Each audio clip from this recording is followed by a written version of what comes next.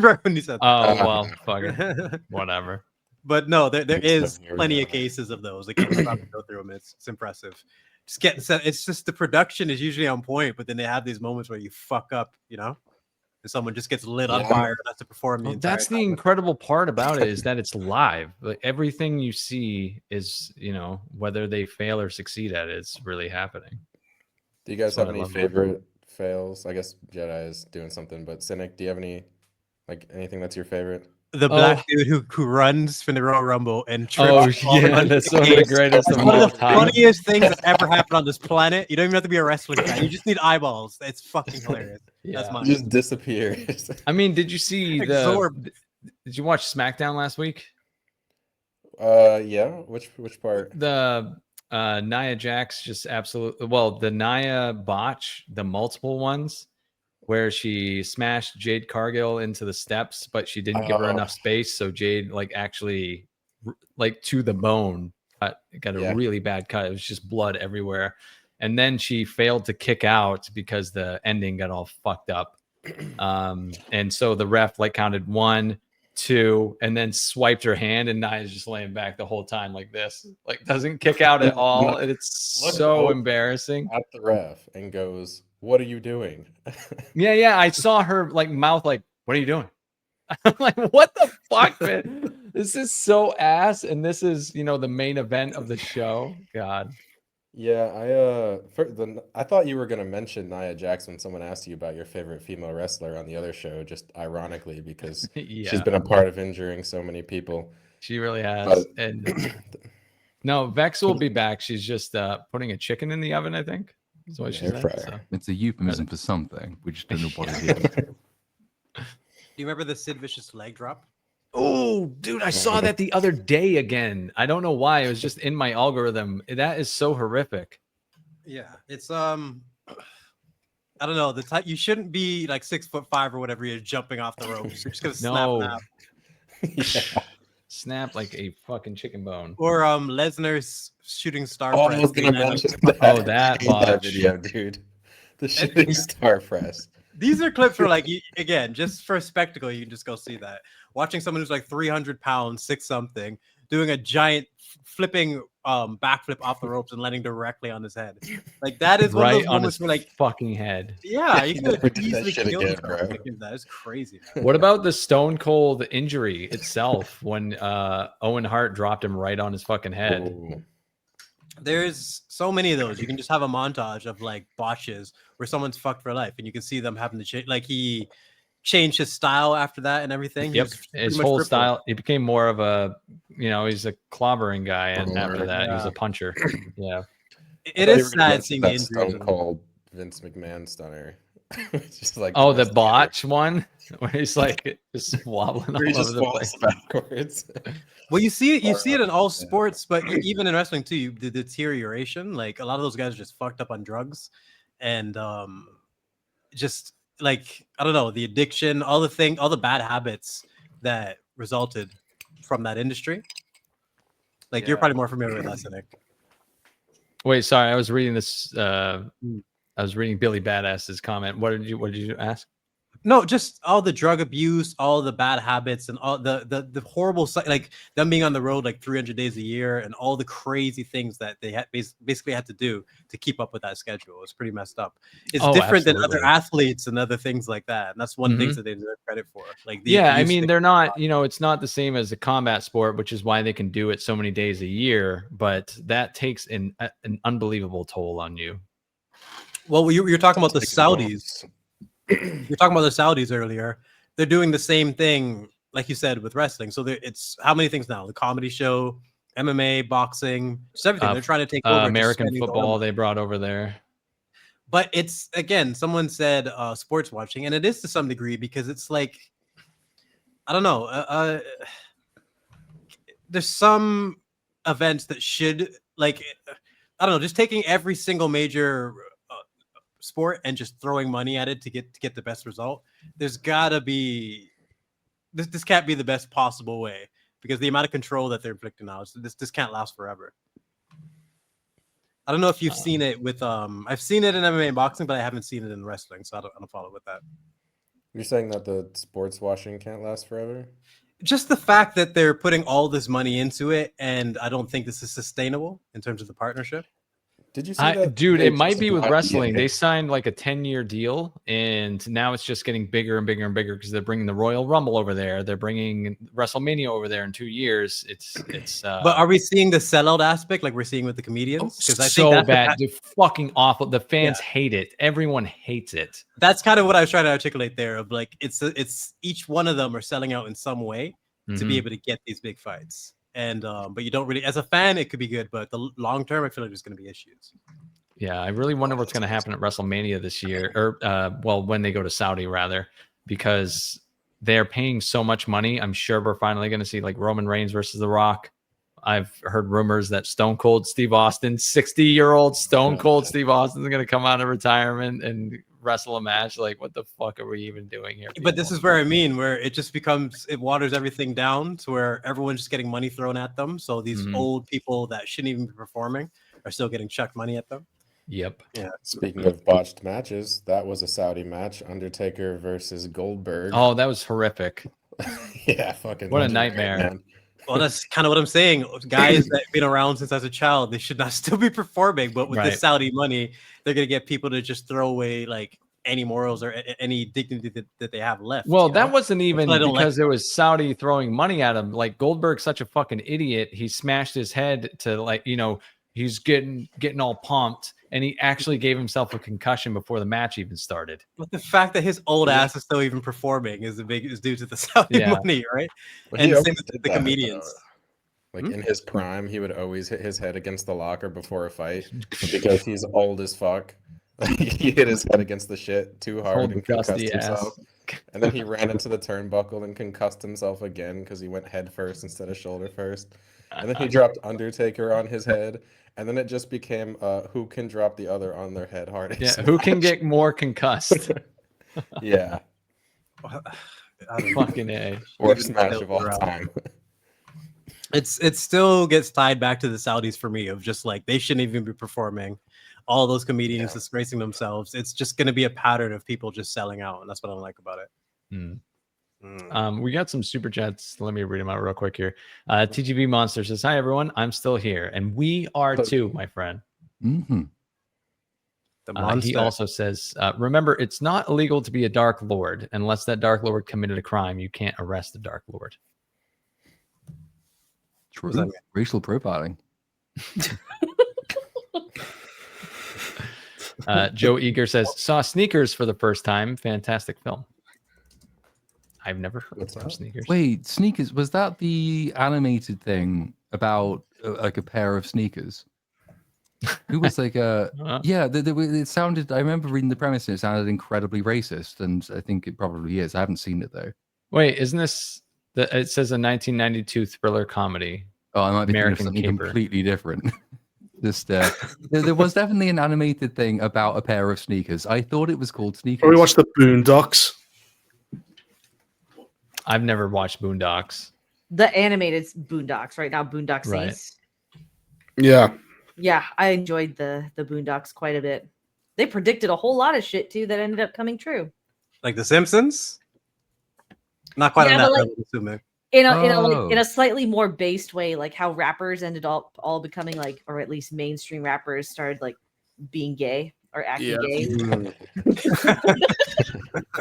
I was not as wildly wrong, by the way, just in case anyone thought I was making that up. No, the movie I was thinking of is called Sneaks, not Sneakers. Oh. It came out in 2025. Oh. Close enough. That's okay. So can you put up the Resident Evil one that you had, the slide? Yeah, hang on. Let me, Are you know are you what? trying to trigger Reaper and I with this slide? Slightly, yes, because I feel like there's gonna be people here that are more knowledgeable. It's like I looked at this once, and like, okay, that's some fucking bullshit right there. Like I'm not even as familiar with the series, but I have enough respect for the series to know that these are not the like who the fuck is that Leon and Jill? Like what are they doing? They could just be side characters, right? Bitch. What is this? She's Who the is this fucking. She's the rapist from True Detective Night Country. Mm-hmm, Oh, sweet. She I- rapes Damn. the guy in it. I think she's an MMA fighter or something in real life. A boxer, yeah. Boxer, there we go. And then she transitioned. Yeah, she does pin down a guy and he's like, I'm gonna come. And she's like, no, that's mine. And just keeps riding him till he, you He's know. good. No. Yeah. She like steals the semen from him. This franchise should be like the easiest slam dunk in terms of adaptation. It's just so simple, and there's just so many things you do. You have all the source material with the games, and they just keep fucking it up over and over and over again. I don't get it. And now Agreed. this, I'm looking at this, and I'm just like, what? How is this the way forward? Look at this. Well, Zach Krieger is going from like the up and coming, like, oh, I just did weapons, to I'm gonna make a dog shit Resident Evil. You can hear his breathing. Like, And I could feel her plot armor from here. I could just tell. Like, there's no way. I think I had hopes on this like when it was first announced before I saw Weapons, because Barbarian does have some like Resident Evil vibes to it. Yeah, know? it So does. if you take that and put it into a Resident Evil movie, that, and then the more Zach Krieger talks, it's just like, oh, it's not going to be based on the games. Oh, it's going to feature an original character. Oh, we're not going to tell a story about Leon because that's been his story's been told so much already. And I'm in the boot where like Weapons just, it was okay. It wasn't that great. I think everyone's really overhyping it, but Boo. I agree with Vex actually. Boo. Thank you. I heard Jedi on a couple of the past streams talking about how like Weapons brought him to Nirvana, and I'm like, I didn't say that. What the fuck? Stream lies. I love Weapons. That was my movie of the year by far. You really, but again, really sing his praises. Yeah, I like enjoyed it. it. I like But it. as I watched it, I'm just like, yeah, this isn't going to be for everyone. This is 100% for me. So, like, yeah, there isn't really, yeah, there isn't anything I would say I had a major issue with, but there could be a discussion there. But I loved it personally. Yes, I get what it was going for. I think I like what some of like the deeper meanings are that they're trying to do with the loss and grief, and like I can respect like what it was inspired by and whatnot, because like I'm a huge Whitest Kids You Know fan, but I don't know, the movie just didn't hit for me. There's things I felt like it could have done better. There's things I wish it leaned into more, but I can see both sides of it. But like ultimately, yeah, that's like usually the case. Yeah, ultimately, I'm just like, would I sit down and rewatch this again for funsies? No. Everyone I've seen talk about Weapons either really liked it or was kind of like on your side where it didn't really work for them. It just wasn't really, you know. So it's just like, I just want to tell everyone I did get my my breakfast sandwich for dinner. Ooh, fuck your sandwich. Very nice. Yes. And it was delivered to me by my Swiftie. So all of the mean, terrible things you said about Taylor Swift, and she still made you a sandwich. How many songs is she gonna make you listen to in exchange? Well, like, she's taking a shower, and I heard through the shower door Taylor Swift. So it's too much, you know. But whatever, she humors me with the Marvel movies. So you know what? She's still a winner either way. We can forgive the Taylor Swift. That's right. Stuff. Yeah, there you go. God damn it, that's right. Take it to Saudi Arabia, you know. If she ever gets a bit, you know, she starts getting opinionated or wants freedom. Oh, yeah, I was arguing with a friend the other day about women in sports, and he swears to God that it's society of why women can't compete against men. It's not necessarily biological. And I shit you not, this was an actual conversation I had. Never went to gym class. Like that's what I said. Yeah, it's just crazy. It's nothing sexist. It's just men are generally built for battle more than women are. It's just there's just the way it is, and especially when it comes to anything physical, anything when it comes to athletics, there's just a difference. Just going through fucking elementary school will show you that, you know. It's just a reality. Yeah, it is one of those things that is so retarded. You have to want to believe it, and you have to really want to believe it to ignore all of the evidence of your eyes and what passes for your brain. It's just, I know. It's not even particularly debatable. It just is. Yeah. Well, no, he was an exception makes the rule kind of guy. And I was like, please find me an exception to John Jones. Yeah, that's what I mean. you can take some of the most like Amanda Nunes is probably one of the most successful female MMA fighters ever, and even she would say the lower grade males in her gym could still take her. There's just a difference in bone density and aggression, and like it's rare that you can find a female that matches that at all whatsoever. And even then, a guy half her size can usually take her, from what we've seen. You know Watch Craig Jones versus Gabby Garcia. It's a jiu-jitsu match that's male versus female, where he's got like 100-pound weight disadvantage or some crazy amount, and he still toys with her. It's just there's so many examples. It's just it's not really worth discussion. You should also show that same friend George's death scene from Scary Movie 4, where they're in The Wrestler. Remember, she has a history with the wrestler. She goes up against a woman that looks like Mike Tyson. Right. Well, I just kept rattling off. I'm like, so is there a woman equivalent to Giannis Antetokounmpo, LeBron James? Do you realize that like the NFL isn't just male only, that women can participate, but the number one kicker for females in the entire world couldn't even make a practice squad in the NFL. And it's not because of misogyny, it's because she fucking sucked compared to the worst person that was male on earth. That's a professional. Well, does he consider men who put on a skirt to be women? We had that conversation too. I hadn't seen him in a while. So that's important. So we just kind of ran through all the things we believe, and I was kind of taken aback by a few things. Yes, he kind of does, but then we had a nuanced conversation. God, I hope he's listening to this so that he knows that. What was the nuance? Nuances? You're wrong. You're totally wrong. Everything. Well, yeah, and then he kind of started coming around, so it was more nuanced for him. Just need a couple examples to squish that. It's just like there's never been a woman alive that can play basketball like LeBron James. But then even then, you like, because then that still sort of leaves you a little bit open to the exceptions argument. Like the best argument is just you take the exceptional case in the women's sports team, and then you take the average case in the male sports team, and like that's the ultimate refutation. The US women's soccer team trains against under 14 boys males teams and loses almost every single time it happens. And it's not even by a small amount, like 7-1, 8-1, 9-1. The differences in physical ability start from basically the age of 9, I think. And the differences as well in, because there are other like physiological differences, like the ability to like depth perception works generally better for men than women, and the ability to track moving objects is better for men than women, but the ability to discern minor color differences is better for women than men. But that means that like very, very pronounced gender differences in say like mathematics attainment in schools begin from 6 and they never reverse. And like you can make an argument if you want that this is social constructionism, but there hasn't been much time to do the social constructionism by the age of 6. And all of the attempts to address it have failed. So it's just, it just ain't the case. They're very different. And if you keep separate sporting categories, you have 2 very different games, which is perfectly fine and good. Women's tennis is kind of its own sport, does pretty well. But the minute you put them together, it really is quite disastrous and dangerous. Yeah. And they're not mentally strong either. You ever see a woman in a crisis? Well, that's what I mean. You have women against women, and you can actually have a competition. You throw men in there, and it just becomes obnoxious. It's a beatdown. And anyone who doesn't see that is being, delusional. They just, like you said, they want to believe it. Yeah, but that inner strength is bullshit, because women never got onto a boat and discovered anything. They all killed each other if they stick around one another for too long.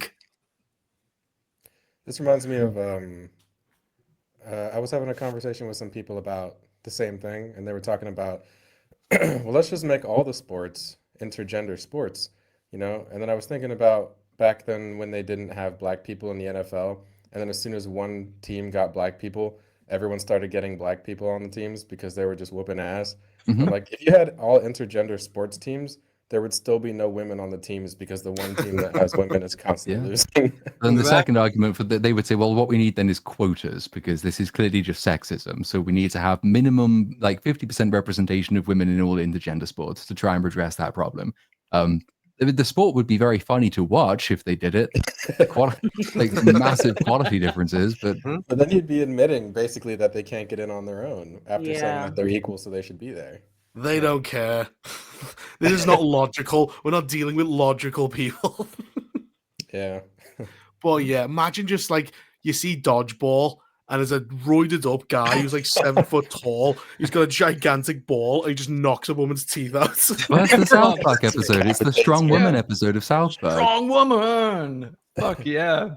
That's a great that song. was my art. Well, that was his thing. He was like, so you're gonna tell your daughter, like, if you have a daughter, that that she can't go play football. I'm like, no. What I'm gonna tell her is, see Chad over there? He's 300 pounds and you're fucking 80. Go ahead and go. And when you get knocked the fuck out, don't come crying to me, because it's the reality. Stupidest fucking thing that you could possibly say is like, it's just society holding you back from being able to tackle John, who just pounded 8 Red Bull and wants to fucking murder his opponent and weighs 275 pounds.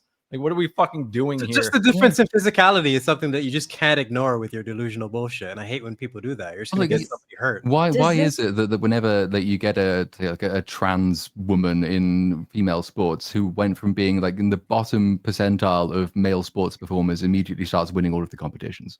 Like, this happens over and over and over again, and it's even in strange sports you wouldn't expect.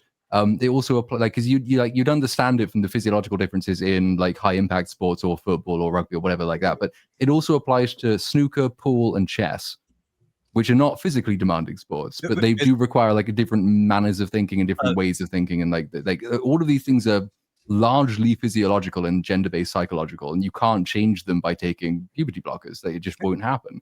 Can I add to that, Platoon? League of Legends had this, the esports is a big aspect with that game.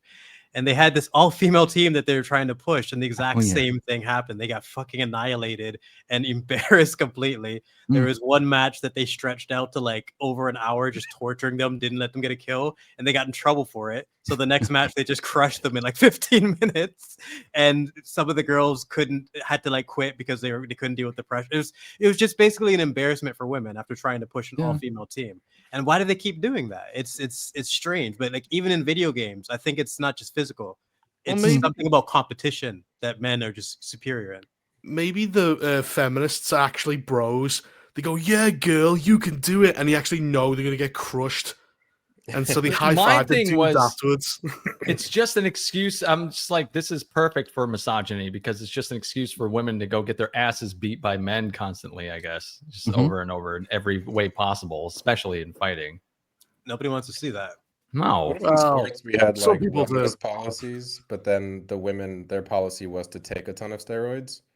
And then we did intergender. Well, so to try and even the playing field with that, that's not work. Get this bitch roided out. She's still gonna get clipped up by a dude who knows what he's doing. The reflexes, the fight instincts, the bone density. There's just it doesn't account for like the basic statistical group difference of the thing. So like, say as a woman, you can roid up all you like, and you might be the strongest woman of all the strong women who have ever lived, and you might be stronger than more than 50% of men.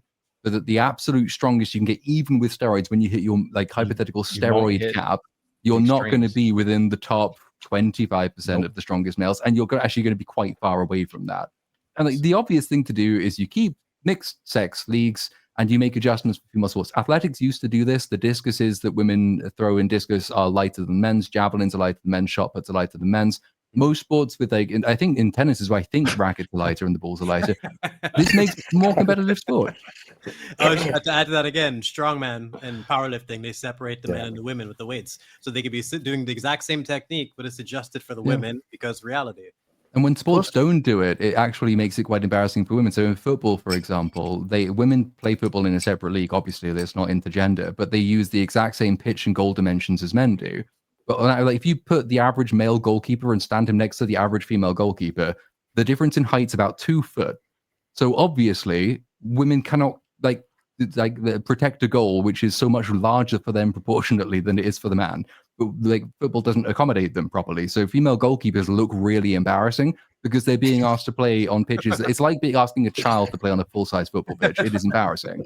Easy way to fix it: you just make the goals and the pitches smaller, and women's sport becomes much better as a response. You just adjust to the physical capabilities of the gender. Balance. Well, they have weight divisions between men. Like a heavyweight versus a featherweight is just like, it's unfair. Murder. Yeah. Also, if women start taking steroids, they get that weird pec tits where the tit is kind of in front of the pec, and it looks like it's attached onto them, and it's A horrible. lot of those are. A lot of those Kayla are Harrison good. has some of the worst of those, where there's just the muscle boobs, just Yeah. Muscly boobies. Yeah. pecs and tits just You can mutated see into the this weird separation. Yeah. A lot Yeah. of them just get implants because their actual boobs are completely gone from They're- being that yeah, shredded. no fat. Yeah. I love how Vex was muted this whole thing. Don't take on that, eh? One people of the podcast. I went to go get a snack. What did I miss? A lot of misogyny, apparently. So Yeah, it was Oh, just literally I'm- about women. You Heck guys know tits. me. I hate women. So okay, that's Saddle all right, bag. good. cool. Yeah. Well, okay, we'll simplify it. Mhm. Vex, if you were doing trial by combat and you didn't know who your fighter was going to be, you just know you had the choice between a man and a woman, Mhm. and you had to pick someone to fight for your life. Would you pick the random man or the random woman? The random woman. I'm not a fucking idiot. Oh, What if it's a random man between 10 and 15 or a random woman between 25 and 30? Random woman still. Hmm. Y'all don't know. Like, I know boys that age are rowdy as fuck. They'd easily take me. Whereas if it's a woman between 25 and 30, all I have to say is like something about her weight, or like she just has to be close to her period, and I'd win. wait, I don't think you just answered the question. I was saying trial by She don't knock combat. herself out. They had to fight for you, and your life was on the line. Would you rather a man? Oh, okay. wait Then a I minute. would rather a man fight for me. Okay, in yeah, the that first was- question. There you And go. then in the second one, I would rather a 13 to 14-year-old boy also fight for me. Well, point proven. It's very simple when it comes to something that's like combat related. It's just even a woman in that case would pick a random man because it's just the reality. I don't know why I it's don't still know. a debate. What if the man is like Timothy Chalamet? He'd still probably be better than any woman. Timothy Chalamet Yeah. versus 2 Taylor Swifts. I'll still take his twink ass. Like he That's will a- knock out one and strangle out the other. He'll figure it I out. don't know. His arm is like the size of my finger. He's just bone and skin. I think you could still take Taylor Swift. Yeah. We're gonna need Cynic's take on that one when he comes back. Hmm. Because it's muscle density as well as like muscle mass plays a massively like important difference. It's why like like a 14 or 15-year-old boy will be like a 25, 30-year-old woman just because that's the point at which like, even if it's not muscle mass has been developed, you've still like probably outmatched your female opponent by that age just because of puberty, bone density, and muscle density. Like that's when it makes a big Mhm. difference. It's why in female boxing they never knock each other out. They just don't have the weight behind the punches. It's very rare. You have cases like Ann Wolf, who's famous for that, but she's like one of the few. Yeah. If you want to see a chick who can knock someone out like a man, Google Ann Wolf on YouTube. It's crazy punching power, but that is fucking rare, extremely rare. And even then, if she fought a man, she'd get tuned up. So, just so Cynic. If whoever is listening, whoever you're talking about is listening, it's yeah. For all these reasons, you're wrong. Well, we firmly established that men can beat women physically, mentally, emotionally. Could you actually get women together for a project and it works? No. What? Sorry, go on. That just came out of nowhere. No, go ahead. But I'm saying, like, because there's an interesting thing about. I was thinking about this the other day about why there's brotherhood and there's no sisterhood, and the reason is sisterhood. biologically. Well, that's the thing. Sisterhood's a myth. They all kill each other Yeah. and they kill each other's kids and they're all fucking psychos. But a brotherhood is every day men have to work together to achieve a goal, whereas women, every other woman is a rival. See, like, men are like Jedi and women are like Sith. Every other woman is another Sith, and everyone's like a fucking, you know what I mean? I want this man attention. Whereas That's men, actually fucking so true. well, I think men, we all have to go like, well, if we don't work together, we can't stab the lion to death. So Well, you that's have one to thing, work like, together every day. How many times have you been out on the street and you've just seen like locked eyes, like you just made eye contact with another dude who's working at the same time and you give him the nod? It's just something about like brotherhood that you can't even like understand. Vex, do women do that, or they do this often? Like, because I'm actually interested in this theory of reverse. No, because the second that you're even remotely polite, like just socially polite, they immediately think like, oh, she's Threat. trying to be better than me, or like, Threat. oh, she's trying to steal my man. That's Goddamn. because women women only work together temporarily, like an alliance, like when like they're giving birth and then like other women around them. But this is a very temporary measure. That's the only time they work together. Every other day, it's like this bitch is my enemy. Pretty much, yeah. Reaper is 100% spot on. It's actually fascinatingly spot on. It's just biology. It's the wild. Have you ever seen women work together to hunt a lion? Women murder each other's kids a lot more as well than men do. Men take out the family, but women kill the kids more. Although men don't actually, no, men usually kill the woman more and leave the kids, and women kill the kids and leave the husband more. Reaper, did Saudi Arabia give you money too? I wish. I do for free. What's the deal with Israel, eh? Were there any other like quotes from the comedians? Cynic? This guy alive? He was away. People seem that they focused it on Bill Burr and Dave Chappelle, but there's a whole list there. Is there any other like big condemning moments there? Well, no, I mean like Kevin Hart, and I think Louis C.K. is going because Saudi Arabia is fine with him jacking off at women. The problem is if you're in the front row and he just hoses you down. They just have splash zone signs, man. What a shitty thing to be known for, man. That guy fucked up so bad. Because he was actually funny. Didn't he lose his show and everything over that? Oh, yeah, he got cancelled big. But the problem is, it's like, number one, it's weird. Why do you just want to watch people wank? That's the strange thing. Like, can you just stand in a corner and just watch me get naked? That's what I find. Hollywood. That's Hollywood. That's what it does to them. It creates the weirdest fetishes. Yeah, like why not just fuck them? Why go stand there and then spit on me as you do? That's not interesting enough when you're rich, I guess. No, or the Vince McMahon. Vince McMahon. Vince is the ultimate one. Yeah, it's just. Yeah. I heard all that, and anyone who knows him, I was just like, yeah, this just makes sense. This is where Vince would lead. This is what being Vince McMahon would lead to after all these decades. Like to get an excitement after everything, he's probably you have to go to crazy nasty shit like this. No one was surprised about the Vince stuff. Wasn't at all. Pete Davidson did come out and defend his performing at the thing because people are like, oh, your dad died during 9/11, so like shouldn't you not want to go? And did he say anything? He was just like, I'm still gonna go. It's a comedy festival, so he's defending going there. Didn't you say he got a lot of money and it was enough money that he didn't care about that or something? Let's see. What's funny is people are roasting him now, which is ironic because the Saudis roasted his dad 20 years ago. Oh god! If he did say that, then I'm not finding it in this article, so I don't know what he said about the money. Also, wasn't 9/11 done by the tiny hat people? Technically.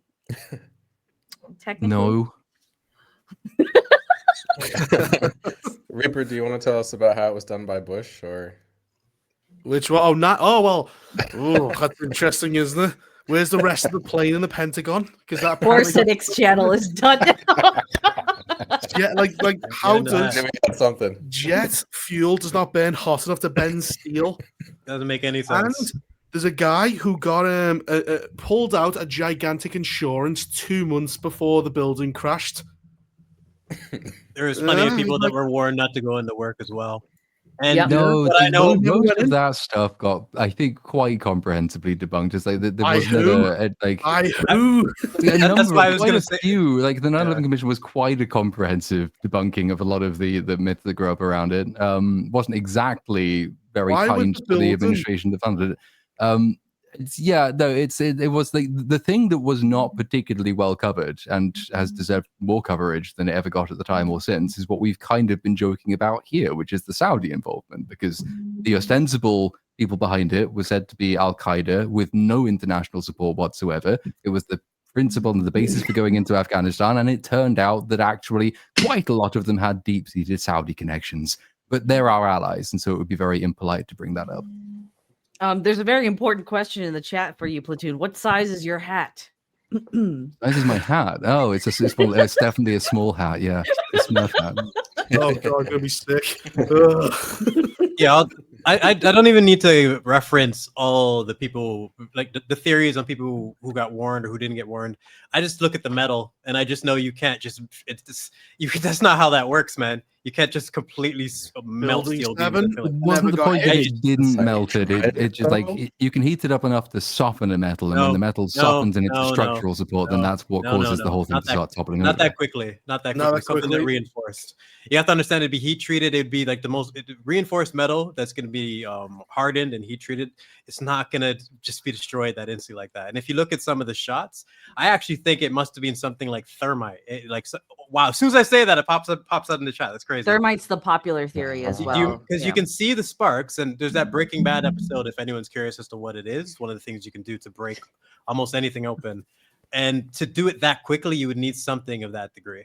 And I've worked years as a welder. I'm very familiar with metal. Like I look at that and I'm like, yep, that doesn't make any sense. See, Platoon. These are the experts. No, we've got. I'm not a mechanical engineer, Sasha, but I am a welder, so I know metal. Brooks, it's good enough. I will accept that testimony. Yeah, I know metal.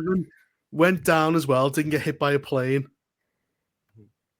That happened. Sorry, what? Repeat that. Building 7 went down, and it didn't get hit by a plane either. Yep. There's also the passports that somehow managed to survive like multiple explosions and being completely set on fire. That was interesting. On top of that. Oh well, I say no. I don't believe the Oklahoma bombing was fake as well. Yeah, I've heard that, but I don't know enough about that one. Oh, that one. There's a seismic activity detects. There's the initial explosion and then the main explosion. So it had a detonating charge. All the fragments of the van. Now, if it was in the truck and exploded, it would have hit the walls. But the walls are embedded into the truck, which means the explosion came from outwards towards it. Oh wow. Well, this is the condemning thing. One of the first responders to the Oklahoma bombing went in and said, "This is a cover up." He then, several days later, told his family, "Oh, I think I'm being stalked by the FBI." And then, several days after that, he was found in a field, tortured, and shot himself from an execution angle, and they ruled it as suicide. Wow. Yeah. It's all lies. We live in the Matrix. Easy cover up. Anything on that submersible that went down a few years ago? Oh, that was Ocean Gate. That was just an idiot. That was stupid. The controller, the Xbox controller, the dumbass. It wasn't even wired. It was remote. Actually, I got something on that. All right. So I was in the Navy, right, in the United States. Mm-hmm. I was on a submarine. Mm-hmm. We use those controllers because it's a very simple system. And if we built a very specific controller for it, it would be a lot like a plug-in Xbox controller. So it's just cheaper to buy. But It's was not it that it's wireless? Was it wired? No, it's wired. Oh, this guy was wireless.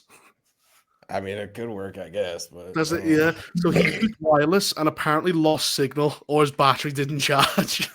That's the only logical defense I've heard I mean, ever that of the would be, tech. Like what you just said, that actually makes sense. But I think what this guy had looked cheap, which is the problem. It looked like a little wireless game console controller. Yeah, and he said it was fiberglass, the outside shell, which is it has to be way more reinforced. I don't know, but that's what they said. It's just fiberglass. He skipped out on so many the protocols. Like he was warned by many people, and he was just a risk taker. And it cost like what 4 or 5 lives. He was cheap, a cheap risk taker because this guy was the cheapest one.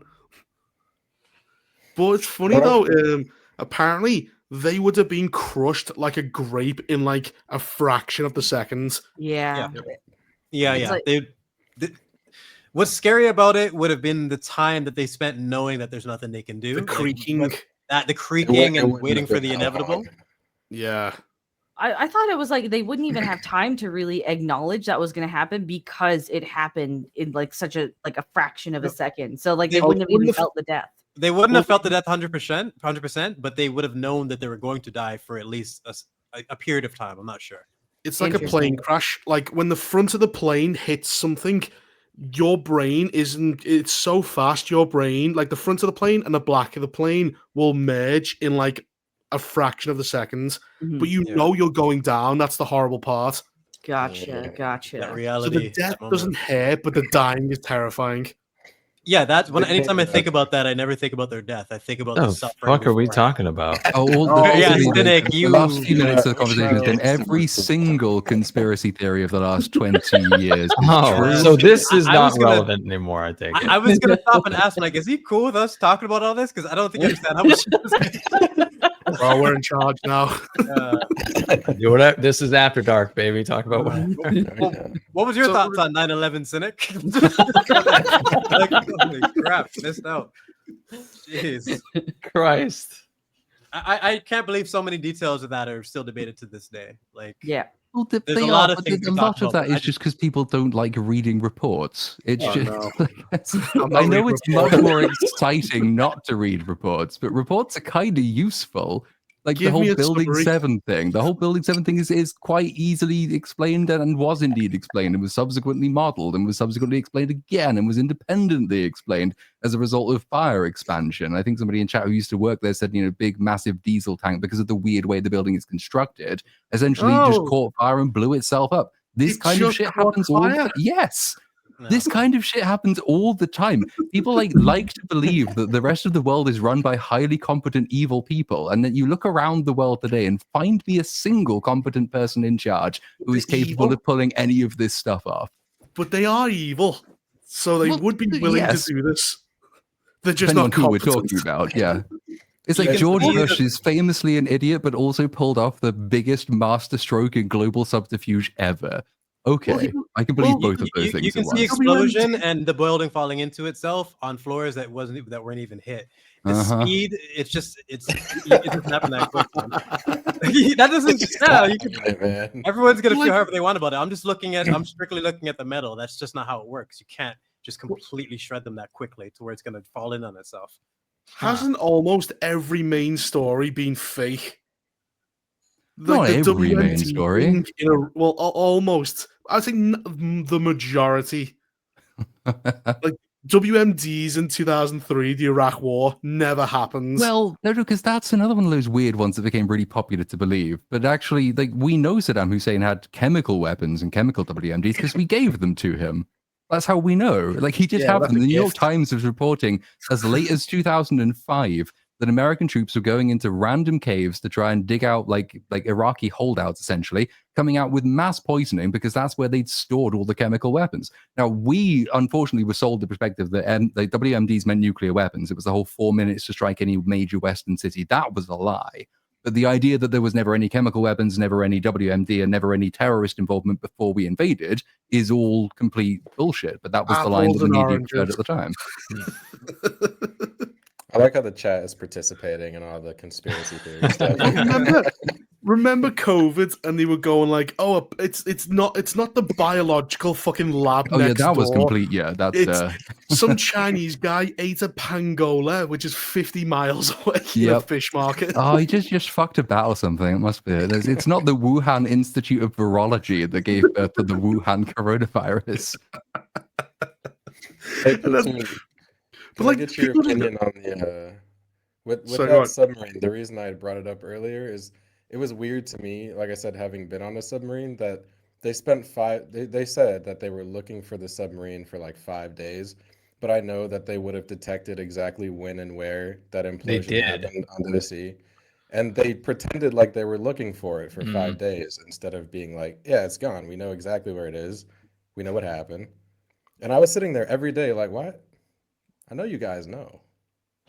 They did know. The U.S. government knew. Oh, they heard the bang in the seismic thing. You could hear it. You could actually see it Yeah. explode. But like, I suppose it's like it went down there, it exploded. Are you going down there? No. I wouldn't. No, the idea is that they kept pretending like they were still alive, is what I'm Right, saying. which is weird. They Yeah, oh don't know yeah, immediately that they that the weren't. submarine people only have like 20 hours of air left. Be 5 already long days. gone. Is there any reason for that, or is this just one of those things? What I do you guess if mean? you can't absolutely rule out the prospect, you have to sort of keep up a little bit of hope and pretense. And sometimes, I mean, like, yeah, like you have to justify the continued search and rescue operation until you're 100% sure that it's basically fucked. And until they could do that, Hours they had to of sort of keep it air going. left thing was like Come on. Come on, man. Well, that's something that you would be aware of because of your experience, right? But like for the public's sake, I guess they just wanted to keep up instead of just, I don't know. Suppose you don't want egg on your face going, they're dead, and they show up behind you and you go, whoops. There's that. Maybe that was a part of it. Yeah, I mean, if they have like Doctor Strange swing rings or something like that. Yeah, for the news ratings, it's probably true. That also helps.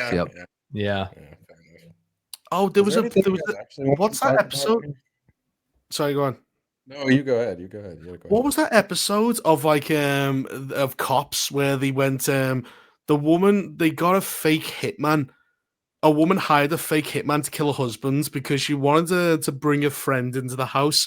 So Cops already had enough, but they also decided for the TV show to fake the assassination. Like they destroyed the front of the house, said, "Oh, your husband's dead," and he did this gigantic fucking rigmarole. And then they brought the husband in last second. He went, "Oh, here he is." They do that all the time. They just go, "You know what? We could just arrest her, or we could carry out this giant theatrical production to fuck with her." I can see that on something like Cops, since that was Cops. Yeah, well, that's what I'm saying. I can see it being on there since the whole point is entertainment, not solving crimes. I thought it was solving crimes. They're supposed to film them. No.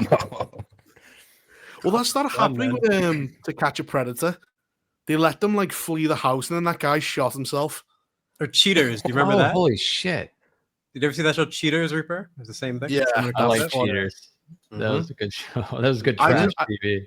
But To Catch a Predator, I love the whole, "Why don't you take a seat?" And he always sat down. Chris Hansen was like, "Why don't you sit down right here?" Oh, he was, "What are you doing?" Planning so you said you were going to bounce on this boy's dick, and then you said that these are your words. Yeah, I did say that. And then you said, I believe, no, it says right here that he was going to bounce on your dick. Is that correct? Yes, I did say that. I always love to try and justify it. And they go, "I'm here to meet someone who, Terry, what's his last name? I don't know." Just panicked. Yeah, and then he goes, what was you going to do? "I wasn't going to do anything. I brought a box of condoms, but I wasn't going to do anything." Right. The excuses were always like, I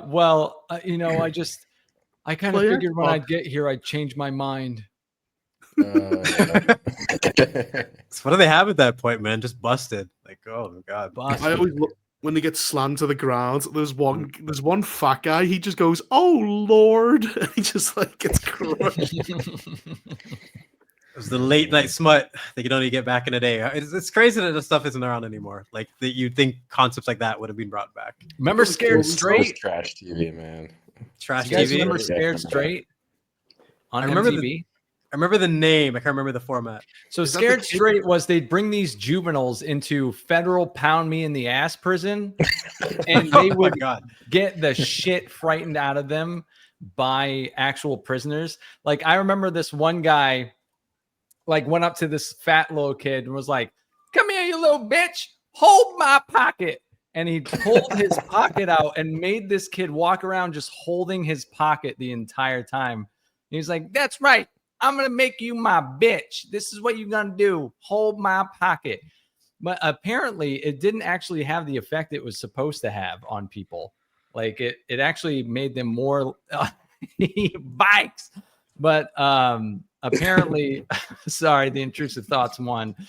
But it made them more likely to become criminals. Well, because you didn't hit them. That was the problem. You couldn't actually do stuff to them. Yeah, if you went, "I'm going to stick this needle up your urethra and then hit it with a hammer," that wouldn't scare you straight. This was not a skit. A comedian named Tom Segura did go over the show Scared Straight, and I remembered every single thing he was talking about because I was just enamored with that show. I fucking loved watching that show. I loved watching these kids get the shit scared out of them because they were frightened. But it didn't do anything. No, frightened. But then they also thought it was kind of cool. It's like, I mean, it's real life in the UK. You go in for shoplifting and you come out the jihadi. So it's like, we're kind of used to it. But I always, I always liked watching those ancient apocalypse shows, and they started getting so bad where he just goes, "Was it done by Egyptians or aliens?" They were so shit. I only watched like one episode of that, and I was like, yeah, "This is kind of fun." I didn't go back to it. It was like it's like literally every historical event. It goes, "Was it Vikings or aliens? Was it 9/11, Aztecs or Bush aliens?" aliens?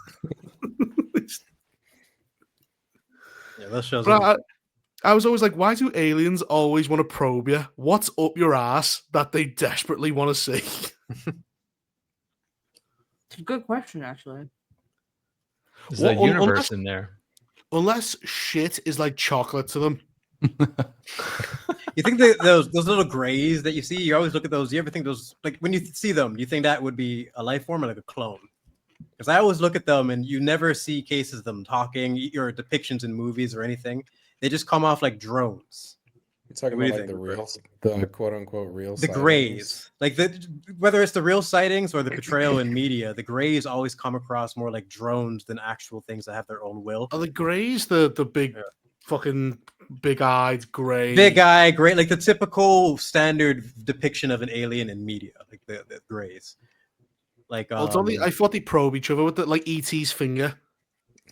I thought that's how they communicate. Or do they do that weird rape thing that the on Avatar, the tentacle fucking... Oh yeah, they The plug the tentacle rape? USB-A into your USB-C or whatever it is. It's a wonderful, wonderful film. Apparently that's in Avatar 3. They're gonna use the tentacle rape thing on a human. I don't know I'm how sorry, that works. what? Well, the Welcome back, Vex. linking the alien's hair with the human hair. Which I don't. That would That doesn't obviously work. work No, because it's dead. Hair's dead. It's just keratin. But that's not going to stop David Cameron. He doesn't give a fuck about logic. Yeah, what's left for them to do in those movies? Just the Avatar bullshit now. Fire Are we- now. Are we What's getting left? Avatar 3 this year, or is that next Oh year? it's coming out in Dude, December. there was a slide for that. Hang on. How many Just more in is there supposed to time. be though? 2 more after this, if James Okay. Cameron gets to make all of them, which he's uncertain about at the moment. Ugh. Why is he uncertain? It's this quote here. It's the extended version of the quote goes into how like they really need to find ways to bring down the production budget and especially the VFX and CGI production budget. But it's basically what he says in this quote, like we'll make some money, but what kind of money? And do we make enough to continue on? And he's also talked about taking a break and going and doing his own movies, like other movies instead. So like he seems like a bit down on it finally, which would be lovely. How How's old he is not he? making money? Like a decade, 2. A 2 Yeah. took a decade, yeah, but then like there's only 2 years between Avatar 2 and 3, so like they I don't think they're doing the same amount of prep work anymore. What was the Almost at the same time, 2 and 3. Yeah. Yeah, but like how's he not making money? Because this film does like 3 billion. It's like one of the most successful movies ever. But it made less than the first one did by I think quite a bit. The first movie made like 2 billion, and this one made 1 point. I mean, it's still too much money, but like 1.5 or 1.7. But I think the budgets are really high, and apparently they're just getting really like way higher still. So the first one made $2.9 billion. That's insane. And then the second one made $2.3 billion. Yeah. Too much money. Man. Jesus. Too much The money. first Avatar had like 10 re-releases in IMAX throughout Yeah. its run. Yeah. But, yeah. But that was But interesting because still- like Avatar 2 got re-released in cinemas widely over the last couple of weeks, and it didn't really chart at all. I think it made less than $1 million. Whereas like if you compare it to Phantom Menace, which makes like something like more than 2 million on its opening day, and then like the entire re-release of Way of Water is made less than $1 million, I think it is. So no one's really interested in seeing it again. I mean, obviously the qualifier there is that only came out 2 years ago, and the Phantom Menace was decades ago. But even then, it doesn't tell me that loads of people really love it. They weren't like champing at the bit to go see it in theaters again. What that was kind the? of- Oh, Sorry, go go on. ahead. Oh, what No, was you the go. budget on both of these? I want to see actually. What is the budget on Way of Water? Well, the first one's got inflation, but Chat. it's got to be 300-400. $460 million for The Way of Water was the How production much? budget. 460. Oh, That's insane. Well, So now you start to see how even if it makes over $2 billion, James Cameron isn't like right. entirely sure it will make enough. what's the point of even making a movie for that price? Because it'll make $2.3 billion. I guess. No, but like if you actually put that much money in a movie, like where you're setting the stakes so high and it's most likely only going to break even, not make a profit, and you're not actually creating meaningful art that's telling a really unique story, Agreed. what is the point? I think that's why he's burning out a little bit, and he's Yeah. like you're saying, it does make sense because he's probably saying the same thing. Like, what are we really getting out of this? And it depends on how much more of the story that he actually, story with quotations, that he actually wants to tell. So maybe he's finally realizing the last bit of creative energy he has left, he should use on something that's not fucking Avatar. Yeah. I mean, it's a wonderful tech demo movie. They did do some brilliant sort of technical innovations and push the the techniques and technology behind movie making forward dramatically to get all the underwater stuff looking as good as it does. Like it's left an impact on that side of things, but that's kind of it. Is this Disney? It No. is Disney. It is. Disney's probably went, Marvel's fucked, Star Wars is fucked. James, you're not going anywhere. You are the literal only cash cow we have. But you would think they would use him more like realistically than this, because how often are we going to get these Avatar movies? It's Oh spread my out God. quite a He's 71. I didn't realize Oh. that this was under Fox. I thought this was under WB for some reason. No. Him being 71 gives Disney us a crazy owns clock. this. Yeah, he's Apparently- 71 years old, man. Like, how much longer does he have making movies? I mean, Clint Eastwood's 91 now, and he's still making movies. Is he only 91? So, Yeah, but he's I thought he was like That was the other thing. He's James Cameron said was 95, like- dude. oh yeah, I was Dude. wrong. Oh, There Holy you go. shit. He's even older than what you said. that's crazy. There you go. Let's hope Son it makes of it a to bitch. 100. It would suck dying at 99. That really Yeah. would suck. Like, I'd are wanna you hit that fucking century mark, serious? man. Yeah. I mean, you wouldn't know, so Yeah. you couldn't react to it. What was that? Didn't that happen? Like a Democrat senator, he was dead, and they kept wheeling him out and doing family photos. What, George H.W. Bush? Yeah, he was like just dead in a chair. And he went, "We all love having did. pictures together," and you can clearly That's see Jimmy he's Carter. rotting. Oh, Jimmy Carter, that happened to. Oh, Yeah, Jimmy but then he Carter. was out of office for quite a while. There was a Democrat senator who it turned out had been living in a home for Alzheimer's patients, and her daughter had been voting on her behalf. That was quite recently. And obviously, Mitch McConnell on the Republican side doesn't really have a brain, but he was in charge for a while. And then my favorite one is still Woodrow Wilson, who was actually president, had a stroke, was completely debilitated, and they thought, you know what, we're just not going to tell anyone. For the Wow. remainder of his term, his wife ruled the country, and nobody knew. Wow. Who was running it behind Joe Biden? Obama. Obama. Obama. We got some Yeah, this super person- chats. Let me read these real sure. quick. Does America have like a dark lord? Because we have like Tony Blair who controls our government from the shadows. Like Bill Gates or something. Yeah, Mr. Gay. Was it Larry, the guy who called his spy company fucking Palantir? Oh. Forgot Larry that guy's Ellison. name. Yeah. Frontier. But it was Obama for a while, because like Obama's the only president, I think, might even be the only president in history who bought a new very big house in Washington to stay in Washington, whereas all of the presidents have left. And during Biden's first term and like what he had of like leading up to the second term, like basically every Biden staffer was going to be in Obama's house every day. They were just going in and out and in and out and in and out, just having chats with him about what, one wonders. Well, I heard Obama stole a lot of shit, and so like Hillary Clinton had to kind of bail him out, which is why she became the presidential candidate for 2016, and that was a mistake. Yep. Intent Matter says, crazy how no one brought Game of Thrones up yet. Anyway, remember Theon? I hear he was a good man. I've had it on in the background again for the I last should have week. just brought that up last. Bran didn't have to say anything. He was a good man. He You're a wasn't- good man, Theon now was go a die. shit. Theon probably is one of my least favorite Game of Thrones characters. Honestly, I wanted to fucking kill him after he betrayed Rob. Yeah. And the redemption arc just kind of, to me, got rushed with him just like, saving Yara and whatnot. But then it's all for nothing when Bran, pretty much like Reaper said, if he gave him the finger, it would have been the same fucking scene, pretty much, of like, why the fuck you have all the powers? You're not gonna warn this man who you grew up with, because like for all the shit that he did, he still was like, he grew up like brothers with these two. It's with God, it's just despicable. Let's have him die to a piece of wood. Let's have the dickless guy who's been tortured to protect Bran, the most important person. I've said for years he should have died fighting the Night King with Jon, the last two sons of Ned Stark, fighting the Night King to defend, and he should have been assisted by Arya and Bran in some way. They could have worked together, or they just fucking fuck that show. I was kind of surprised that after Bran had him go and get killed, that he didn't just go. Exactly. He just wheels over and spits on him. Sleeping the entire fucking episode. I couldn't believe it.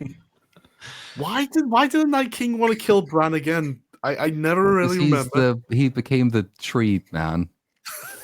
They remember when they did the thing where he was able to see the past, and he locked eyes with the Night King, so somehow he was connecting to the past, and he touched him. So from then he kind of like had him marked. Is that how it worked, Platoon? If you remember? Well, that's how they get in, because they go to the place with the three-eyed raven, and the White Walkers can't get in until Theon in a vision sees the Night King. The Night King sees Theon, and that means for some reason that there's now a mark on Theon, fucking Bran. There's now a mark on Bran, and that means the Night King can enter the tree place, and then everyone dies.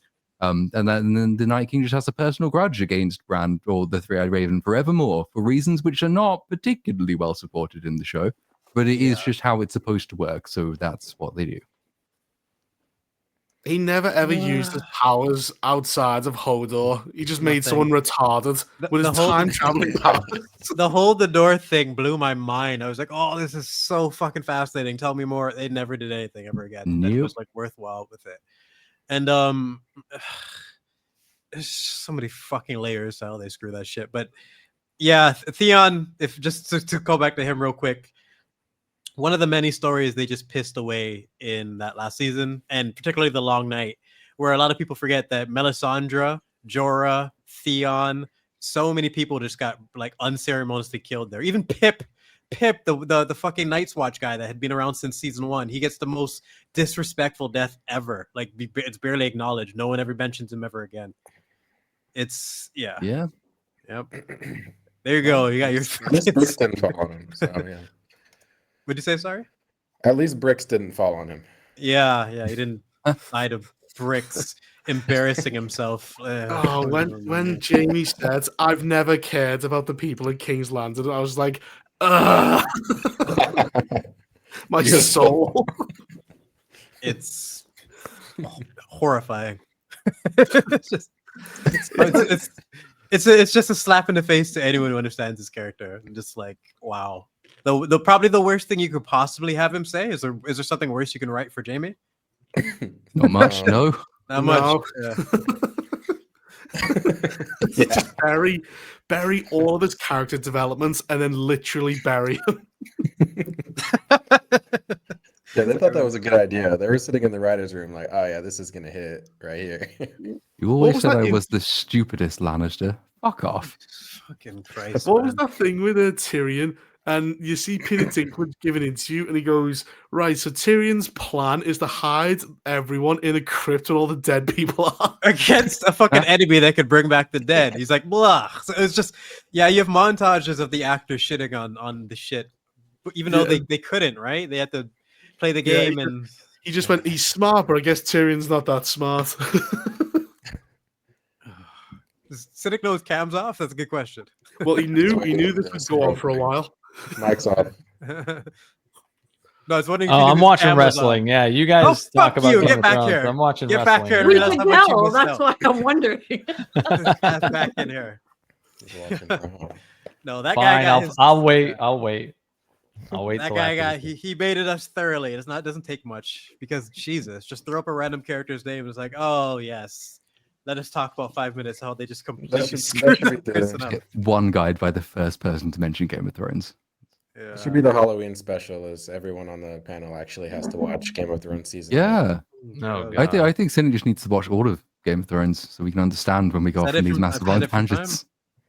Even discussing the wasted plot lines, like the one I always like to reference is the horn from season 2 that Sam finds. Like, what the fuck happened with that? Wait, I didn't do anything with that. All right, I'm going back to wrestling. No, Rick, come back here. That's on. it. It's a question. It's just a question. There is a Topic. Knight of the Seven Kingdoms. It's coming out in January. It Oh, yeah, is. that's I kind of like that book. That's one of my favorite George R. R. Martin things. Yeah.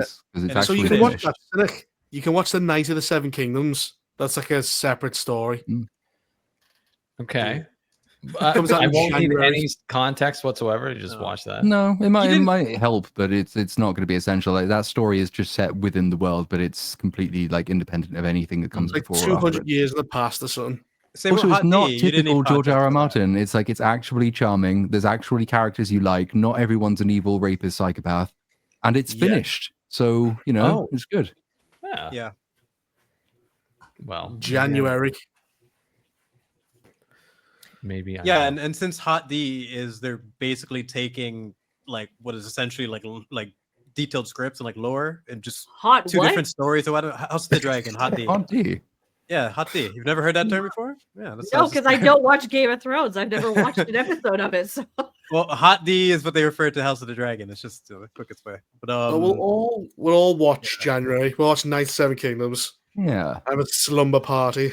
Bully Cynic and It's watch like it. Number party. Mm. If it's as good as the first season of Hot D, I'll be there. Yeah, season 1 of Yeah. Hot D was something special. If it's as One of good the as the best second comebacks. season, I'll be particularly disappointed. But we'll see. Yeah. Oh. You know what's funny though? Hasn't that second season compared to a lot of the other ones that have come out? Just see Squid Game, Arcane. There's a lot of the worse ones we could be dealing with right now when it comes to second That's seasons. true. So There was good stuff in season 2, but there was a lot of good also stuff. Surprisingly bad stuff in there as well. Has Well, has how do you anyone- feel about the idea that season 2, even though it had its issue, technically makes season 1 better because it fixes a lot of the problems that season 1 had, like Cole being a fucking moron. Rhaenys' his entire character, now that you have her arc, is a lot better to deal with. So my main issues in season 1 were improved by season 2, oddly enough. So even though it had its issues, it's still something that like has benefited the series overall. Not sure. Well, no, I don't No? think so personally Hmm. because everything they did with I forgot the freaking white worm lady's name. No. Rhaenyra. I'm not Missandra, I think, or Rhaenys' stupid little sidekick that ruined season 2. I know who you're referring to, Right. Yeah. but I was just saying season 2 improved some elements of season 1 for me, which is something I could at least appreciate for it. I guess Rhaenys dies. Yes, so we get yes, Yeah. but Yeah. dies with meaning, or at least makes like her decision a little bit more palatable. Doesn't massacre any more fucking Yeah. temples full of thousands of people. Yeah. I'm sorry. Yeah. Yeah, Anyway. I would All say right, Cynic, you're up. What? Oh, super chats came in. I probably read them. Mhm. Tron Gets Airy. Gaming. John Gets Gaming says Angel Reese versus Curran Jordan. Do it, you cowards. Yeah. Well, Jordan would not out rebounder, but he'd outshoot her. Again, my Cha sends in this banger. Who would you rather, I imagine? Tyler Robinson or Luigi Mangione? Top, bottom, side, mouth. They're Americans, so probably no docking. This is Why after didn't- dark for sure. Why didn't Luigi wear Luigi's outfit from Mario? I was wondering that myself. I mean, With a if you're gonna be fake iconic, mustache. do it. Fake Yeah. mustache. On the run, dress as Luigi. wait, you didn't answer the question though. They paid $5 for that. Yeah, not going there. No. Platoon's the man to answer, and he's not even That's going bad. there. So, Big T says, Chris Hansen, take a seat. Cartman, now. Chris Hansen, take a seat. Cartman sits down. Man, how does he do that? Big T says, Betty White passed at 99. Rip. Mhm. Ah, It's like 6 years ago. Intent Matter says, I would pay good money to have Cynic watch all of Game of Thrones and see the progression of his thoughts. It could have a dedicated 10-minute segment on Beast Up After Dark. All that for 10 minutes? 10 You minutes? should, No, it's gonna be though. longer It's than that. it's like it is the cultural touchdown, and then there's a bunch of other shows that then you'd get to watch and either enjoy or not, and so much more to review. There's a million references you'd understand. There's so many rants you'd understand, and Oh. you would know why we're still bitching about this show. Where in so many other ones we can just laugh off, but this one is just even people. You don't that think we know me are trolling binging us. it won't have an impact versus you guys watching it as it came out over years? Of course, Nah. of You course. could do a But you video have context diary. at least. Every season, do a video diary of it. Going, I like this, and then you slowly see that diary get worse. It goes Turns on. into the Joker diary, dude. Honestly, it's an opportunity for content because a lot of people would watch it, especially how many times you've watched us rant about it. But it's not going to be the same as living through the hype and going through like we did, right? But you're still going to get context. You're going to fall in love with characters. You're going to be frustrated in the back of your head, like I kind of like this, knowing that it's all going to turn to shit because it is phenomenal at its best. It's only 90 hours of your life. Oh, God. I just stick it on in the background from time to time because I like having just noise in the background. So I usually start right from the beginning thinking I'm going to turn this off after the end of season 4. Then I forget. Then occasionally I look up and some incredibly retarded thing is happening. It's like, oh God, why did I do this again? I don't Dialogue think that is there's so any money to addicting. be involved, sir, because I don't think anyone would give a fuck about There me is. reviewing a 20-year-old show or whatever. How old? No, this show in particular, yes. Yeah, This, you probably still would find that actually loads of people would be really Really? into it. Yeah. There's someone that think he launched a understands. there's someone that launched a dedicated Game of Thrones channel and they just dissect different parts of the original series, not the spin-offs. And they're at like 40,000 like subscribers in a year. Yeah. God. There's money and it's a massive fandom. It's just Oh. like how a lot of people used to just watch anything Star Wars until the last like 2-3 years. It used to be like that.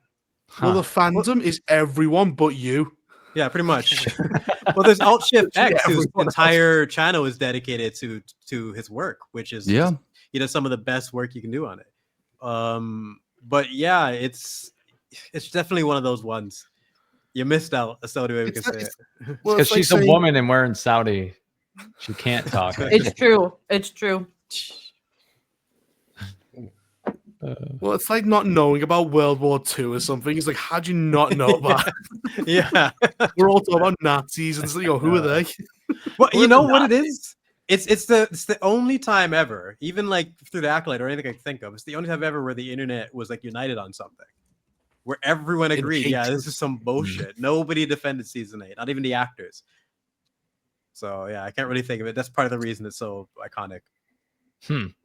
Maybe I'll. People probably watch defended the Acolyte Cynic. People defended TLJ. People defend Alien Earth. They defend everything. No one defends defend season 8. But that's focusing on the negative because like the first 4 seasons are genuinely just brilliant television. Like there's not a huge amount wrong. But certainly 1 and 2 is a little bit sort of gets a little bit But up to like the end of season 4, it's really, really strong overall.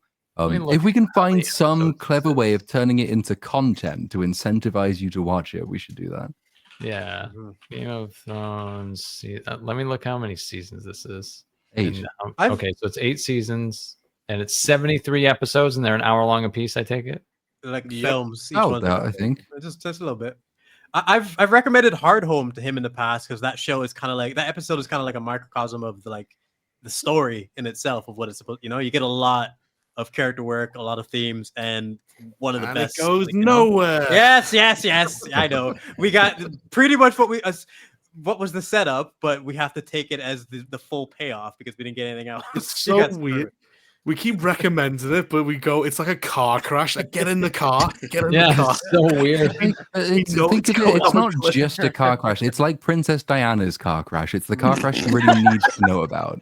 Yeah. Oh no! It's like she survived a car crash, but was on fire. Tried to duck and roll. Another car ran her over. It just kept going. Her death went on for hours. God. I can't see you watching Jon Snow and Egret's whole story and dynamic and watching that with Amy and not just falling in love with her. Oh yeah, that's really good. It's That's kind good of stuff. impossible, especially for a female. Like Amy will drag you through the rest of it from there. So if that, Amy that can't would nail you. handle, I mean, like she is handling it, but I have to like hand walk her through all the Marvel movies because she's just but like, it's I don't care. nothing This is like that. So this the is Game of significantly Thrones is better. like really, really useful as an example of how you appeal pretty much equally to women and men. Like the audience demographic for that breakdown, I think might even have skewed slightly female. Because like Or it understands all you need to keep men really interested is tits and sometimes fighting. And everything else you have to work really hard at is keeping women interested. So that's where the good characters come from. It's where the relationship drama comes from. It's where all the outfits come from. Yeah, honestly, I've never thought of it that way, but that's actually spot on. I think it might appeal to women more in some aspects because the politics, the drama, the romance, a lot of it fits in with the shows that they would like. You know, the season 1 and 2 is much more like a drama than an action series. The big battles come more towards the end. But see all this the writing and the dialogue, and now you're like, no, seriously, Cynic, you really need to watch it. It's really, really good. I think it's just because we need to experience it, not because we think you're gonna like it.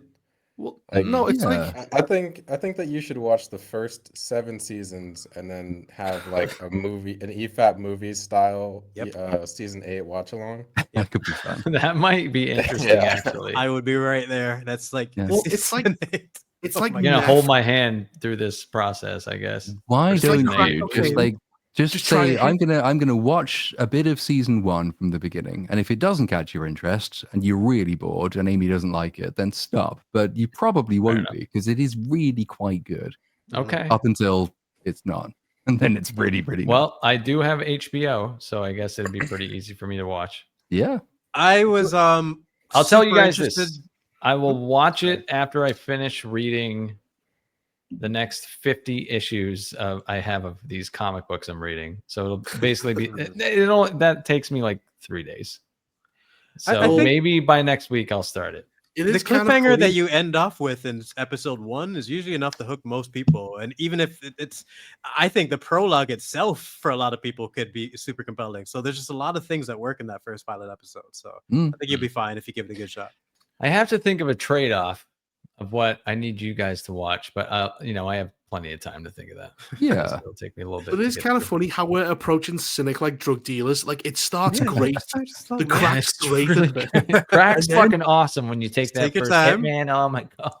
And then after a while, it gets really horrible, and you're sucking off strangers for the next dose. That's Game of Thrones is crack cocaine. By the end of it, you'll be a husk. This whole pitch only works for this particular show. Like as a reviewer, it should be your responsibility to be aware of what people are talking about when it comes to this show. Legit. Any other show, Jesus Christ, you're like appealing to my responsibility now. Your responsibility as a person if you don't do this. I'm watching all of The Simpsons, so I understand all of Fringy's references. The least you can do is watch all of Game of Thrones. Oh god. Yeah, I might watch Star Trek one day because I feel like that's something similar. You haven't watched Star Trek? Yeah, I grew up with it. I respect it. I just didn't watch it. My dad would change the channel from wrestling to watch the old bald man talk to the other fucking boring people at the fucking table. So as a child, I hated it because of that specific reason. He would it was the only show he would change wrestling from to watch, Star Trek. But looking back, that must mean it was fucking fantastic. He was super compelled by those characters. So I respect Star Trek, but never watched it. Lucifer Morningstar says, I support Cynic. George R.R. Martin and all his works should be forgotten. They are roads to nowhere. Not true. It's just true, unfortunately, of the main story. But there is there's some genuinely brilliant stuff that goes on. The world he creates is fascinating and really good, and that's why there is so much to spin out of it, and there are so many stories set within it. Some of them are self-contained, and you wouldn't have those without it. You wouldn't have. I think Fire and Blood's pretty good. The Duncan Egg stories, The Night of the Seven Kingdoms, I really like. I think it's just a good, solid fantasy story. Again, wouldn't exist without the world that he built. The first 3 Game of Thrones books, good. But it is unfortunate that the thing that everybody really needs is for him to finish those, and they're the ones he's not fucking working on. But you can still learn lots about what makes for good character writing and good world building from watching the good stuff. Well, I guess I'll have to watch the good stuff since at some point we need to finish the actual story of the comic book that we were rewriting. Oh, yeah. Yeah. It was funny last week when, or the week before, when Rags was on and he's like, concepts are fucking easy. That's for morons. And I'm like, that's what I do. I come up with the concepts and then Platoon's going to be the one to correct and fix and do all that stuff. That's it. You still need something that's malleable for the right person that they can work with. Yeah. Right? That's not always just pulled out of your ass. Something that works well. I'm like, hey, I got good concepts. That's the point. That's what I got. Well, speaking of concepts, what do you have in mind for the Jason X thing? Because I think we should definitely flesh out that idea in some way. Oh, well, we did like an EFAP style of Halloween and Friday the 13th Part 8. So honestly, well, no, there's so much nudity and gore. I don't know if we'd actually be able to do that movie. I was going to say Jason Goes to Hell, which is before Jason X, is also a pretty good one to choose. You already did a Jason movie, so wouldn't it make more sense to do another like famous horror icon X movie? is so Yeah, we should just iconic do it. event. Let's just do Jason X. It's great. Jason X is the one. so bad. Just blur out all the titties. There you go. There are lots of titties in Jason X. Yeah.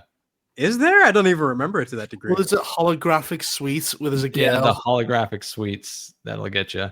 Like, I remember there's like a cyborg and she shows her titties, but her nipples fall off because she's a cyborg.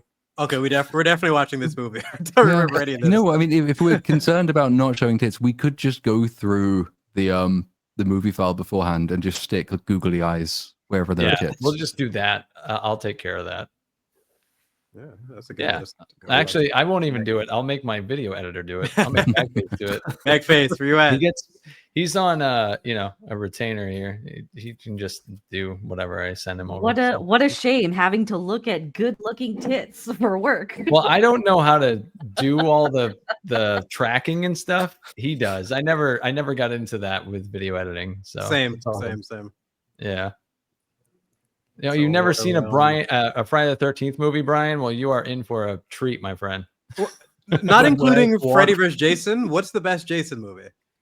None of them are very good. That's why I'm asking. They did the reboot. I thought was yeah, the reboot was okay. I honestly number 7 is really hated, but I'd say 6 or 7 are pretty good examples of Friday the 13th at its peak.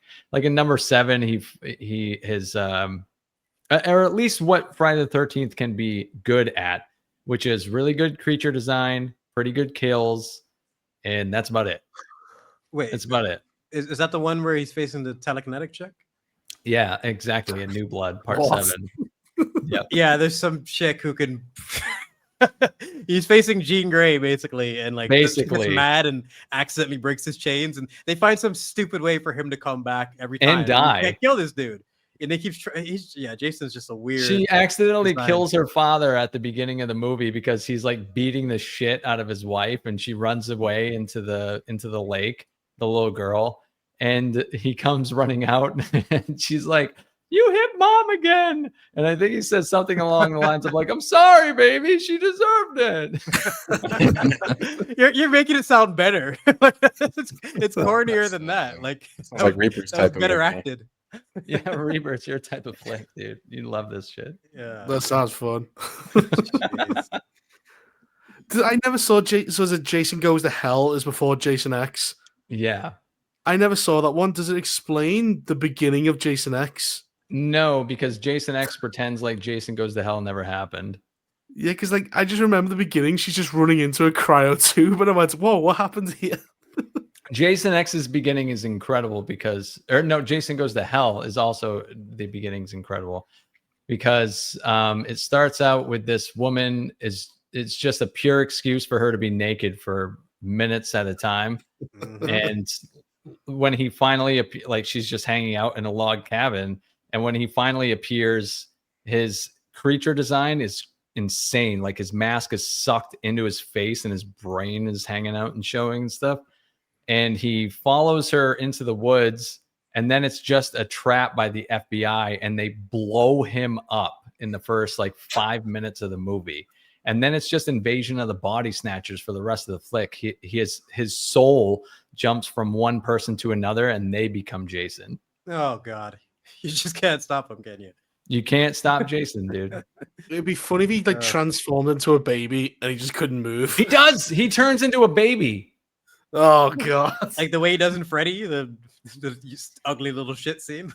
Yeah, kind of. So he's trying to come back, and Jason has a bloodline all of a sudden because the film needs him to, and so he can only come back from a Voorhees because he's a Voorhees. And he had killed like his second cousin or something. I'm not making this up, okay? So he killed like his second cousin or some shit because he's trying to kill his bloodline, even though he needs his bloodline to come back. And he invades the body of a cop, gets his neck cut, and this demonic creature like comes out of his neck. And so it's like a little baby demon Jason. And he climbs through the pussy of the dead second cousin. This sounds awesome. And it like you see the tail, like her legs, you just see the shot of her legs like this, and the little tail being like hold on, which and, like, Jason sucking movie is this? into her vagina. Well, which one is this? This is Jason Goes to Hell. I haven't watched this. Okay. Yeah, it's So fucking crazy. So he becomes a giant demon spunk who climbs into a woman and then gets her pregnant. And gets because she's dead, he like jumps out of her as a fully formed yet still fucked up looking fully formed Jason. Okay. That's a fucking weird movie. It is creative. This movie is straight ass, but it's so crazy. It's just yeah. I don't know. Most of the appeal of Jason is just murking annoying teenagers. I think they make the teens as annoying as possible, so you just want him to roll up and smack them with a machete, and then that's most of my memory of the series. That's why I was exactly Billy Badass got it. That's when he's reborn. Is because only through a void can he be reborn. God, there is one really good actor in the movie though, which is odd. There's a good actor in a Jason film? No way. Yes, he's a really good actor, and he plays a pretty badass character. He's like a bounty hunter who's it's almost like Jaws, like where there's a guy that's like, I'll kill him for whatever 10. there's a Quentin equivalent to the Jason universe. Oh yes, man, dude. Funny. Is there a scene where he scratches the keyboard? Or sorry, the chalkboard? Oh, so there is a scene where it's equivalent to the chalkboard. But he's like selling information to this guy about Jason, and because they're locked in a cell next to each other, and he snaps his finger with every secret he tells him. Like he's like, give me a hand, boy. And he gives him his hand and he breaks a finger, and then he tells him a secret, and he's like, I won't do it again. And he hands him his hand back for no fucking reason, and he snaps another finger. And then it like the secrets are getting better and better, so he hands him his hand one last time for another snap, and he goes, "This one's on the house." But it's the only good actor in the entire film. That's why I was trying to tell you guys it does rival Jason X's absurd schlock that we might want to look into doing. But space. I know space versus hell. Jason X is like just iconic at this point, just in people's brains and memories. Yeah, kind of like Major Payne. I think this was before Major Payne though, so I don't even think he could have been possibly inspired by Major Payne. I think he was just his own badass. But yeah, it is pure shit. Yeah, fucking Jason. Is there any other like horror? Because I haven't seen any of the. I've only seen like the first Freddy movie, and then Freddy versus Jason. Those are good ones to watch, though. It's the like best 10 Jason sequels. movie for sure. Because it's like Nightmare on Elm Street, like 3 and 4 or whatever. Are they all like terrible or? No, part 3 is actually pretty decent. It expands a lot on part 1. It's like, it's not actually equivalent, so don't take it as such. But it's like how Terminator 2 expanded on part 1 and Aliens expanded on Alien. In that it's in that vein where it's like, oh, holy shit, it really actually fleshes out this world. That's pretty cool. It's not nearly as, it's not as the good. reboot, which is shit. The reboot is terrible. atrocious. Everything So about bad. it is terrible. They just had the guy from Watchmen, didn't he? Rorschach. Yeah. Yes. Which is that's not even terrible casting. They just the direction what they went for did not work at all, man. Part 2 is the gay one. It's like it's accidentally the most homoerotic film ever made. Yep. It is. That's a great tagline to have. Reviews say. Platoon, didn't you guys? Were you on EFAP when they were going I was about through to the ask. Jason? Yeah, You did the yeah. review, so you're probably more familiar So with it. did you catch all of that when you were watching it? Yes. It is extremely gay. It is one of the gayest movies I've ever seen. When he comes out. Oh God. And he's really coming out of him. He's literally coming out, and then there's the weird he's inside of me. gym coach shower scene stuff, and it's so gay. It's so gay. Very gay. Dream Warriors, is that the one that Darabont did? Dream Warriors is probably my favorite of them. Yeah, that's part 3. That was the best one because like it's good. Just like I don't know, so much of Freddy that you think about him comes from that movie, which is just fucked up. They take the premise and actually do interesting, thoughtful things with it. They actually create some characters and give each their dreams reflect the personalities and the flaws that they have in the real world, and also undermine them and how he exploits them. And it's kind of it's about as believable a kind of, I guess, magic system as you could have in a movie like that, which the other movies just failed to replicate. Should have been the entire series, but it was mainly just that movie. Yeah, Dream Warriors is pretty good. Part 4, 5, 6, all trash. Yes. New Nightmare was pretty clever because that was the one that was meta, and you could really just watch, part 1 and then watch part 2, or excuse me, just part 1 and then watch New Nightmare and get something out of it, because New Nightmare, even though it was number 7, was it pretended like it was reality, and it's following Heather Langenkamp, who starred in the original Nightmare on Elm Street as Heather Langenkamp, and Freddy's trying to come into the actual real world. But doesn't it have the writer and creator in it who's telling you about how deep and thoughtful and clever his script is? I remember that pissed me off. Yes, that scene is annoying. You can't do that. That shouldn't be in a film. No, that scene is dumb. But I thought it was ahead of its time. It was really ahead of its time because it was the first meta horror movie that was pretty self-referential. So it was ahead of Scream and everything like that. I hate that Robert Englund, his performance in Freddy vs. Jason was so fantastic, and then that's it. We never got any more of him after that. He was old by then. Yeah, I know. It's a shame. It's a shame. And he's one I didn't like him. Well, it's not that I didn't like him in Freddy vs. Jason. I hated that he was kind of he only got 2 kills in that whole movie. Or 1. That's the point, though. He was getting cucked by Jason, stealing XP and shit. That's what I love about their dynamic. Stealing XP. Yeah, that's pretty much what Stop opening my chests, you dick. No, God just damn it. The way they wrote those two is actually very entertaining. And the idea that Jason would steal a kill from Freddy, and that's how they slowly, I just, the way they played that out was really fun and entertaining. Much more than I expected for that movie.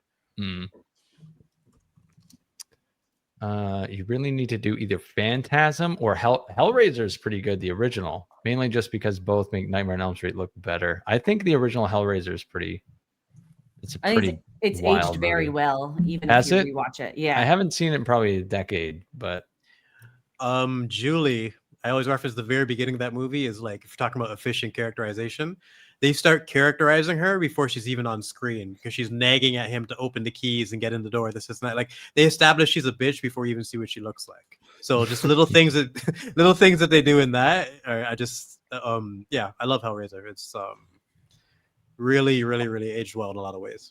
Apparently, they've just released Predator Badlands final trailer. They did, yeah. I actually watched it while you guys were going on about Game of Thrones. Can we all the side quests while we rant about Game of Thrones, you guys? Do your taxes while we talk about Theon. Yeah. Let me see if I can pull it up here. They've basically shown us everything that could be potentially interesting about this movie, and also gave away the complete plot now as well. Great, perfect. Well, what was the plot? I mean, my theory for the plot was that female robot fucks male alien at some point in the film, but now it's maybe male alien fucks female robot and they fight giant monsters. Based on what we saw with Alien Earth, it's going to be another Disney princess with a pet predator. We just saw a pet xenomorph. So No, it's Badland. Not Badlands. God, what was the? I keep just calling it Cock. What is it? Killer of Killers. There we go. It's just Predator Killer of Killers, but live action. There you go. You want to watch it? Yeah. All right, here we go.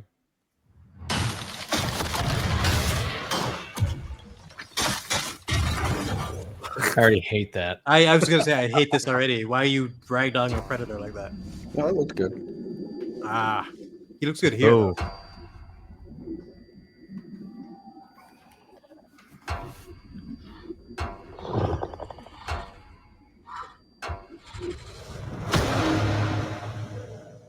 I think they should have just started it with that. Welcome to the most dangerous planet in the universe, where everything is trying to kill you.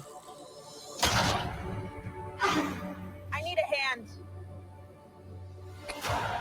You're here to prove yourself. Hunting something that can't be killed.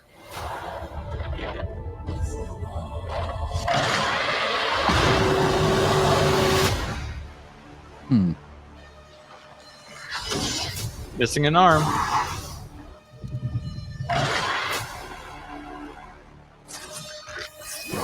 Predator. We might not be alone in this hunt.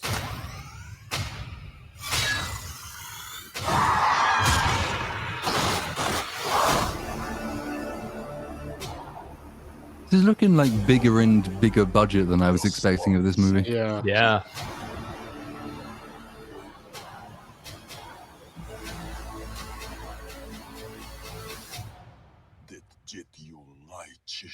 Oh no! You No. Oh put the jeez. helmet on. Oh no. They really did that. Why'd you do that? When does this come out? November 7th. Oh, that looks like ass. It does. Fuck! Oh boy. They really went there, man. That doesn't replace the Predator with any other alien character, and it would have fit more because it doesn't seem like a Predator movie. Like, what is this? Unless they It's can really. fan fiction. Yeah, That's all Dan Trachtenberg does. Is he makes fan fiction. Fuck. Yeah, they should have just made like a random alien movie with that premise, and I Yeah. think it would be fine. That's Yeah. kind of exactly what I was saying. Replace the Predator with some other alien, and I might have been a little bit more interested in But this. But Then they then can't you sell couldn't it. call it Predator. so- Exactly. Yeah. IP. They got it so right in like the bear scene in Prey. Like that captured the essence of the Predator more than like so many things have done recently. But the writing and everything else, like the stupid character that they had, the Naru, whatever. Couldn't you do a parody thing of this is kind of like Predator as the title?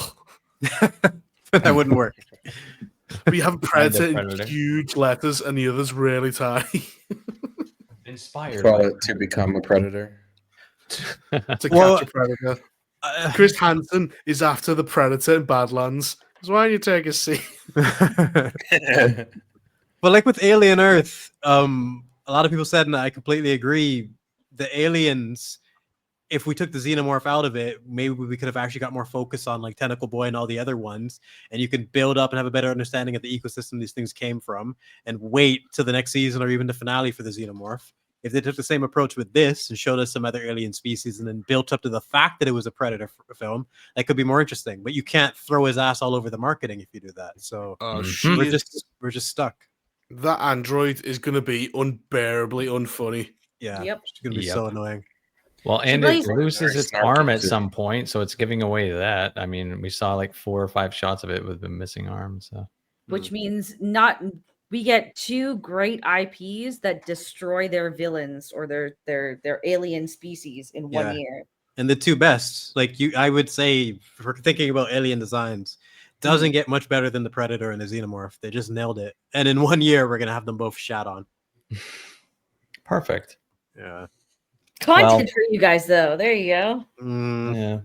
Well, I guess that trailer is a good way to fucking end the show. So, Yeah. yeah. Is there anything good to say about it? Did anyone like it? There was anything in there? I mean, there were a few shots that looked pretty cool. I don't know. It's all about the vibe, you know, and the vibe isn't really doing it for me. There are a few shots that look cool. Yeah, it looks more money is in this than I thought. Yeah. But that means nothing. Yeah, that doesn't guarantee a good film by any stretch of the imagination. It's big budget and it's action, which kind of in modern standards means no tension, no suspense, which is what I really like about the original Predator. Is that it's this silent hunter killer that you can't ever see. It's kind of undermining certain action tropes that the newer movies have leaned into. I'd kind of like the return to that kind of Predator personally, but I suppose we'll see. You know what I would have done? I would have done a female Predator, and he find blood, and he goes, "If it bleeds, it's menstruating." Yeah. All right. Solution. All right. Let's end the show at that. At menstruation. At menstruation. Thanks for joining us, guys. I really appreciate everyone that comes on over for After Dark and indulges us in our bullshit, because that's what it is. So that's what I like. And we'll see you all next week. Yep. Ta-ta. Take it easy. Bye. Fuck you.